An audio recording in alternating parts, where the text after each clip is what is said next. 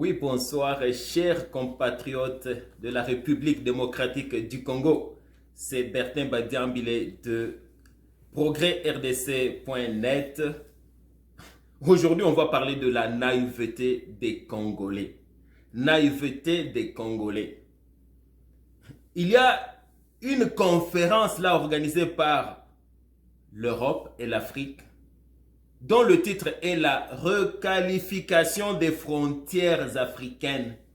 Et nous avons des Congolais qui sont toujours naïfs et distraits pour ne pas comprendre que ce sont des pions qui sont utilisés pour des fins qui, au bout de la ligne, vont profiter toujours aux mêmes puissances qui ont toujours dominé sur le Congo. Est-ce que ces puissances-là ont jamais lâché le morceau? La réponse est non. Pourquoi est-ce qu'ils ne peuvent pas faire tout cela avec Félix Tshisekedi? Il faut qu'il soit éliminé. C'est déjà un signe clair que c'est de lui que nous avons besoin. Parce que si lui faisait leur affaire, il n'allait pas vouloir que Félix Tshisekedi soit éliminé. Ils allaient l'utiliser.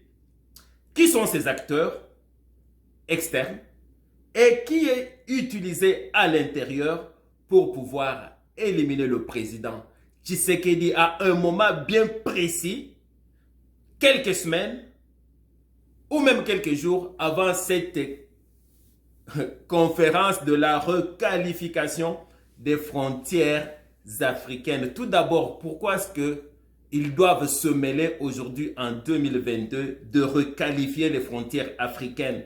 Parce que l'Afrique est en guerre, parce que le Congo est en guerre pour les frontières et eux, ils aiment tellement les Congolais et leurs voisins qu'ils ne veulent pas qu'il y ait guerre, ils veulent la paix, ils veulent le bien des Africains. Voilà pourquoi je dis que nous sommes vraiment très naïfs. Ceux qui n'aiment pas Tshisekedi et qui sont en arrière de toute la situation, aujourd'hui ce n'est pas un secret pour personne là. Ce sont les mêmes là qui l'ont combattu pendant les élections, qui ont financé d'autres campagnes. Je ne veux plus rentrer dans les petits détails que tout le monde connaît par cœur dans notre pays. Mais s'ils ont peur de Tshisekedi, c'est évident que parce que Tshisekedi ne peut pas leur servir, n'est-ce pas, à ces fins-là. Qui est-ce qu'ils ont utilisé à l'intérieur? Si vous regardez bien comment les choses sont en train de se passer chez nous, certains médias ont été déjà payés. Parmi les Congolais, ils ont choisi des pions par-ci par-là et chacun doit jouer son rôle. Mais sauf que, comme d'habitude, il n'y a aucun Congolais là qui voit le grand tableau, the big picture. Donc l'ensemble, il n'y a personne qui le voit. Mais on confie à chacun une mission bien précise, avec des promesses, en jouant sur des sentiments, sur des émotions. Et ça a l'air de très bien marcher. À l'extérieur, évidemment, il y a le Rwanda, Kagame. Il s'est révélé lui-même, n'est-ce pas, après l'arrestation de Beya. On l'a vu parler devant son parlement. Qu'est-ce qu'il dit? S'il sent des menaces contre son pays, s'il faut aller étouffer ces menaces-là, même en traversant les frontières, il va le faire. Évidemment, ce sont ces déclarations de, je sais pas si c'est aujourd'hui ou hier. Est-ce que Kagame est menacé dans la République démocratique du Congo? Voilà un des acteurs à l'extérieur du pays qui est utilisé et qui a intérêt à ce qu'il y ait la requalification des frontières de l'Afrique, qui ne veut rien dire, c'est juste synonyme de la balkanisation, n'est-ce pas, de la République démocratique du Congo. Et ceux qui sont en arrière de lui, ce sont ceux-là qui veulent continuer, n'est-ce pas, à venir pour le bien-être des Congolais. Vous savez que ce n'est pas le cas, vous savez pourquoi ils veulent venir. Ça, c'est un des acteurs. Voilà pourquoi ce Tshisekedi qui est insulté, là, je vais vous dire pourquoi il a souvent été insulté. Ça, ce sont d'autres pions à qui on a confié un rôle en particulier. De quoi? De faire tout pour au moins rabaisser le plus possible sa crédibilité.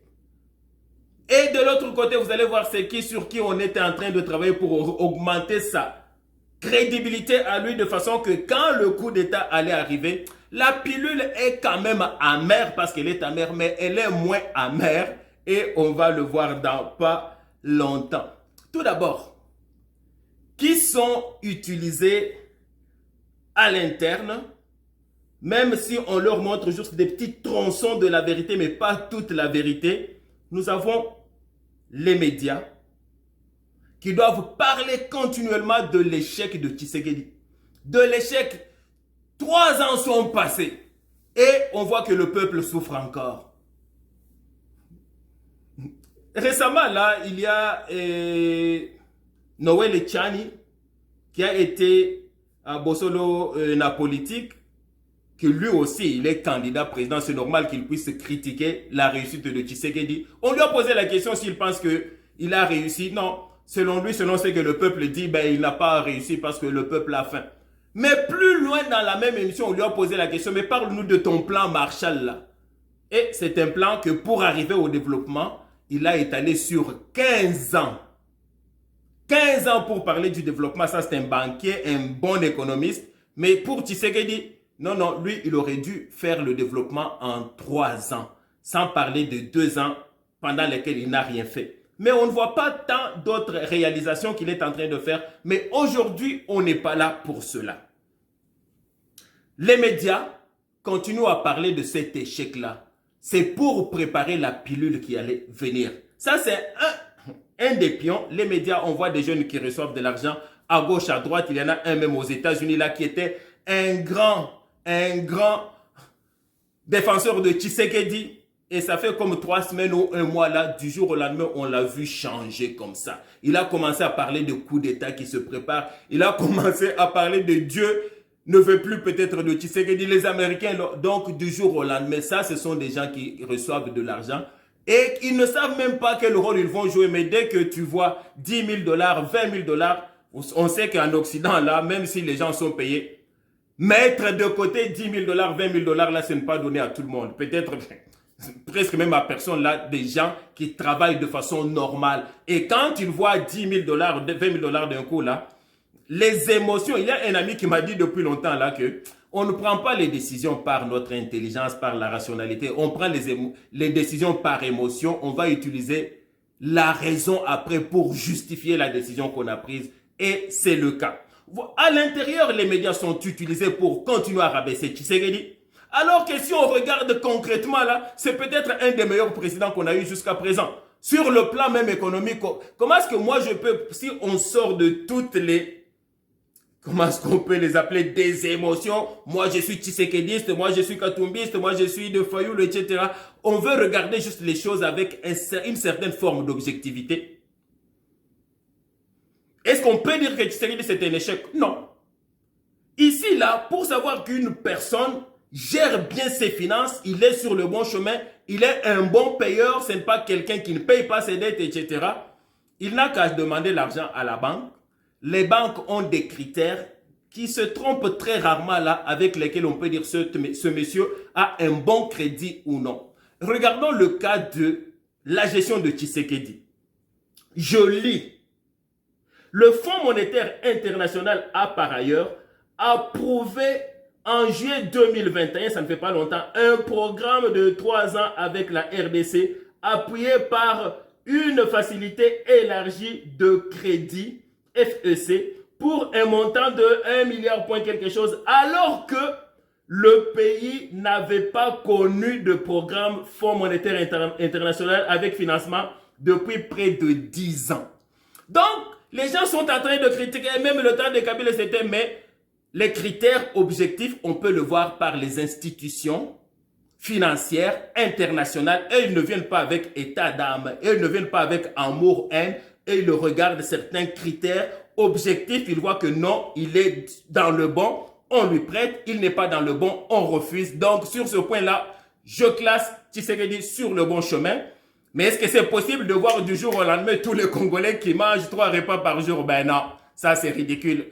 Noël Tchani, lui, c'est 15 ans. Vous voulez que Tshisekedi le fasse en 2-3 ans? Non, non. Donnez-lui aussi son temps, que son mandat finisse.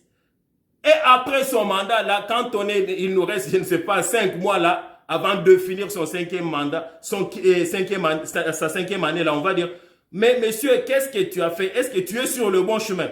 Maintenant, il lui reste encore un chemin à faire. Laissons-lui la place. Sauf que la peur que tout ce monde-là a, c'est qu'il finisse son premier mandat, qu'il fasse ses 5 ans. et qu'il gagne le deuxième mandat, là, ça devient difficile parce que nous savons qu'il va avoir la majorité au Parlement et que presque toutes ces institutions vont être contrôlées par lui. Ça, c'est la peur de ces étrangers-là et la peur de ceux qui ont déjà pillé, volé dans ce pays. Ils ont cette peur-là que Tshisekedi fasse son deuxième mandat parce qu'il va avoir le contrôle qu'il n'a pas vraiment aujourd'hui. On va continuer avec à l'intérieur qui sont les pions qui ont été utilisés. Si jamais quelque chose arrivait à Tshisekedi, c'est qui allait prendre le pouvoir par la force? Je doute bien que ce soit Fayulu, je doute fort bien que ce soit Katumbi, parce que Katumbi, il voudrait peut-être être considéré un démocrate. La personne qui allait être prise là, c'est cette personne-là, il y en a beaucoup qui ne sont pas dans le pays. Lui spécialement n'est pas dans le pays. Et lui spécialement, je pense qu'il avait déjà la même mise sur Beya. Celui qui est arrêté, le monsieur sécurité de Tshisekedi. Sa loyauté, on sait qu'elle était adressée à une personne en particulier. Cette personne-là est en Afrique du Sud en ce moment. Et tout porte à croire que c'est cette personne-là qui était préparée, je parle bien de Joseph Kabila, qui était préparé à prendre le pouvoir en ce moment. Et c'est lui qui est comme bien préparé à la balkanisation parce qu'on voit qu'il jouait souvent le jeu de Rwandais. Qu'est-ce qui me fait dire à cela? Il y a aussi des pions qui ont été déjà préparés pour faire avaler cette pilule amère là, un peu avec plus de facilité, peut-être pas trop de facilité, mais quand même, on voyait la campagne que son épouse faisait tout ce temps, en faisant de bonnes œuvres, en cherchant à parler avec des gens qui influencent le monde, donc les comédiens, en parlant bien de mon mari à gauche, à droite. Et il y a aussi quelqu'un qui a une grande autorité morale qui joue facilement le jeu de ces étrangers. Là, on se souvient de Smartphone. Ce même monsieur-là est devenu comme du jour au lendemain là, un grand ami de la famille Kabila. Il n'y a pas longtemps, pour jouer le jeu de la Durabessé Tshisekedi, il a sauté sur quelque chose de l'actualité, mais qui ne faisait pas vraiment de sens. Et Mboka et Kofi. Mboka et Kofi.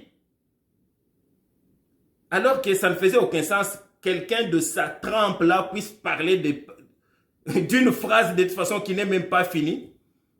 Et on a vu que même des enfants qui n'ont même pas fait l'université se sont moqués de lui.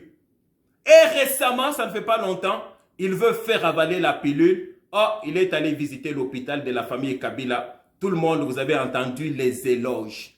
Comme si les Congolais n'ont pas de mémoire là. Ils ont oublié que ce sont les médiocres d'hier.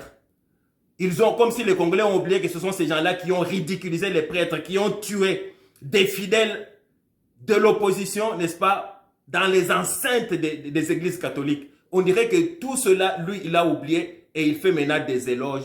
C'est aussi un pion bien préparé qui intervient à un moment bien précis, à quelques pas, n'est-ce pas, de cette conférence-là où on doit requalifier les frontières de l'Afrique, mais au fond, on ne parle pas de l'Afrique, on parle de la République démocratique du Congo. Et autre pion qui est joué à l'intérieur, c'est qui? Dans l'Est, vous avez entendu ce audio-là qui est en train de circuler. Il est attribué au général Enumbi, en train de préparer le chaos encore contre le peuple kassaïen, n'est-ce pas? Qu'on refasse ce qui a été fait du temps de Mobutu. Donc, ce qui est recherché, c'est quoi? C'est le chaos. Le Rwanda, d'un côté, veut trouver une façon d'entrer dans les frontières de la République démocratique parce que ça profite plus au Rwanda. Avec tout ce que Kabila et Tshisekedi est en train de faire, on voit que le Rwanda est en train de perdre, n'est-ce pas, la source de son argent. Mais vous avez critiqué ce Tshisekedi là, je suis désolé, mais il a quand même une certaine longueur d'avance sur la majorité des Congolais.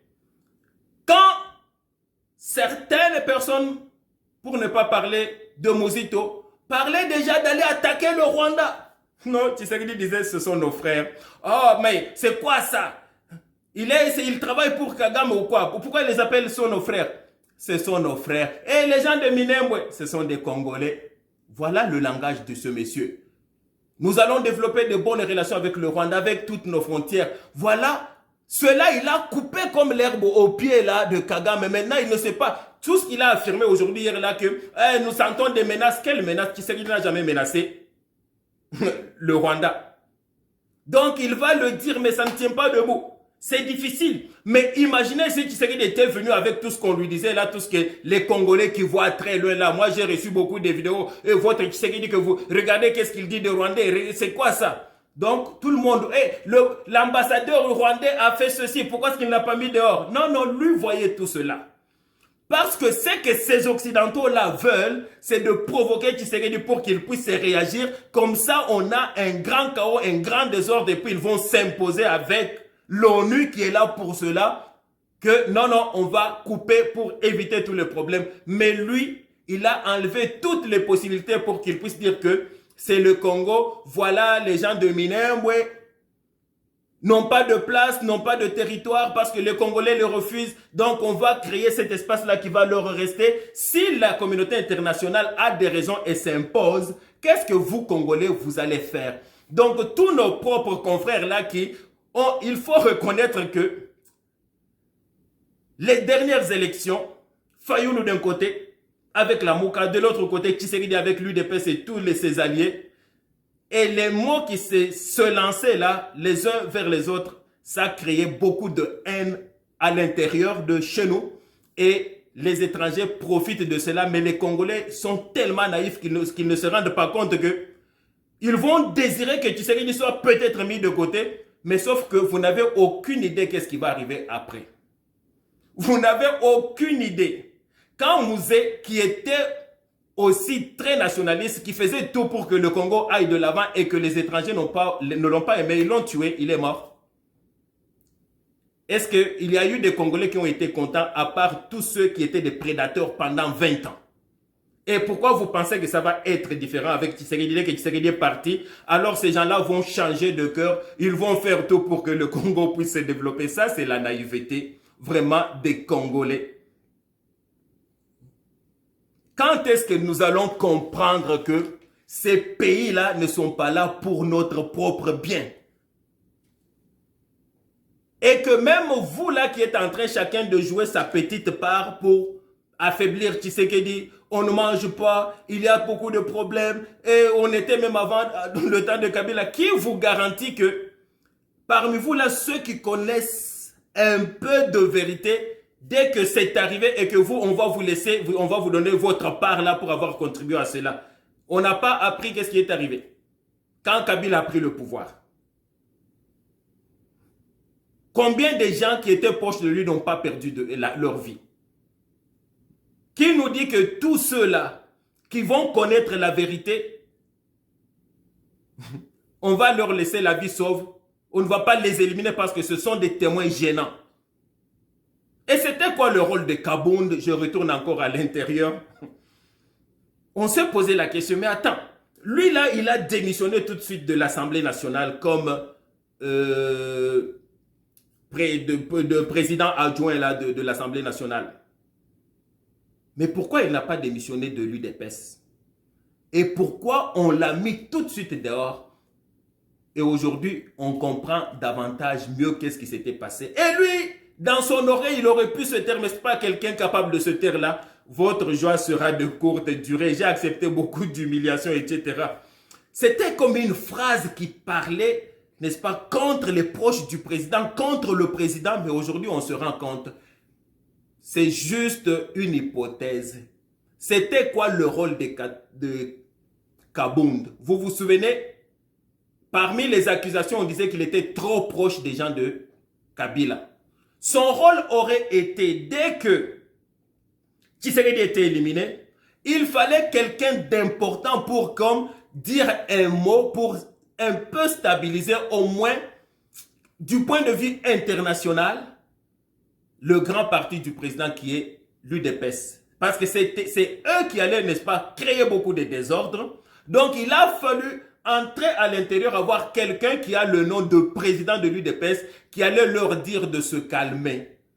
Juste le fait que Kabound allait dire calmez-vous, on va trouver de bonnes solutions, ce n'est pas grave, tout est sous contrôle.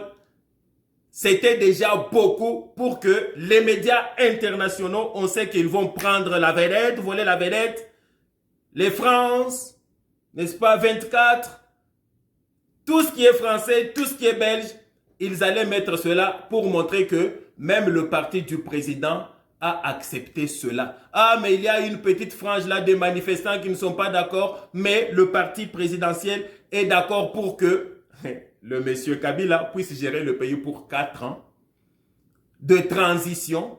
Et pendant ces 4 ans-là, rassurez-vous, le pays n'allait pas rester comme il était avant. C'était les 4 ans où ils allaient cette fois-ci travailler parce qu'ils ont compris que s'ils perdent le temps là, on ne sait pas comment il va venir, ils allaient travailler sérieusement pour la balkanisation du pays. Est-ce que cette menace-là a déjà disparu? Non, cette menace-là n'a pas encore disparu parce qu'ils vont encore les 2 ans qui restent là. Ce n'est même plus 2 ans, c'est moins de 2 ans qui restent là. Ils vont faire tout ce qu'ils peuvent faire pour éliminer le président.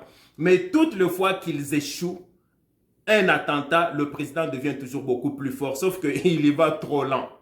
Parce que je pense que c'est peut-être un des meilleurs présidents de l'Afrique qui n'aime pas le sang, qui n'aime pas la violence, parce que sinon on aurait vu vraiment beaucoup de répression dans le sang. Ce n'est pas la première fois qu'il y a eu des attentats.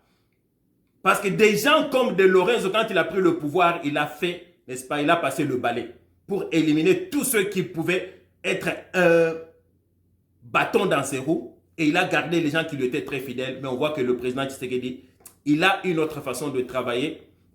On souhaite, on prie que Dieu puisse le protéger parce que l'Afrique a aussi besoin de ces présidents-là.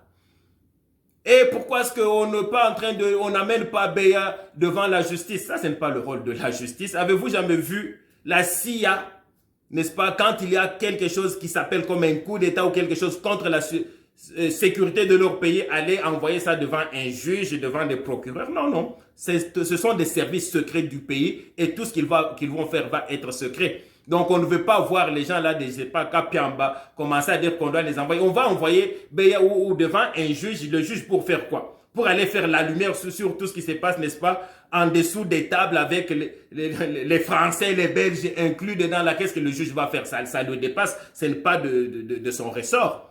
Donc, on le laisse dans les mains de l'ANER.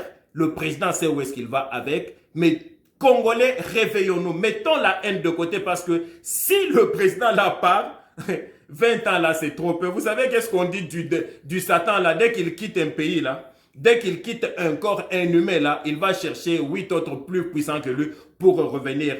Nous avons chassé, n'est-ce pas, le démon qui nous a fait souffrir pendant 18 ans, pendant 20 ans là. Si nous baissons les gardes là, s'il revient là, il ne reviendra pas seul. Il va revenir avec 8 autres plus puissants et ça va être catastrophe dans ce pays là. Mais nous croyons, nous sentons, nous entendons les prières qui se lèvent dans ce pays-là jour et nuit et nous prions aussi pour que Dieu puisse avoir pitié de ce peuple-là qui a souffert depuis plus de 60 ans, qu'il puisse entendre leurs prières et que ce président-là ait la bonne volonté de faire un nettoyage nécessaire à l'intérieur du pays, qu'il mette de côté, n'est-ce pas, qu'on puisse lutter sérieusement contre la corruption, contre le vol, contre toutes les antivaleurs qui empêchent ce pays-là de pouvoir décoller. Je vous remercie. Merci beaucoup du temps que vous m'avez accordé, de cette analyse. Partagez-la et aimez. Nous allons revenir le plus tôt, mais l'important c'est que le Congolais se réveille. Sinon, si ce pays-là est parti, nous allons regretter. Même ceux qui détestent Tshisekedi aujourd'hui, nous allons regretter. Il y avait des gens qui ont regretté Mobutu, il y a des gens qui ont regretté Mouzé, et nous allons regretter 10 000 fois le président Tshisekedi. Merci beaucoup, bonne soirée et bonne journée.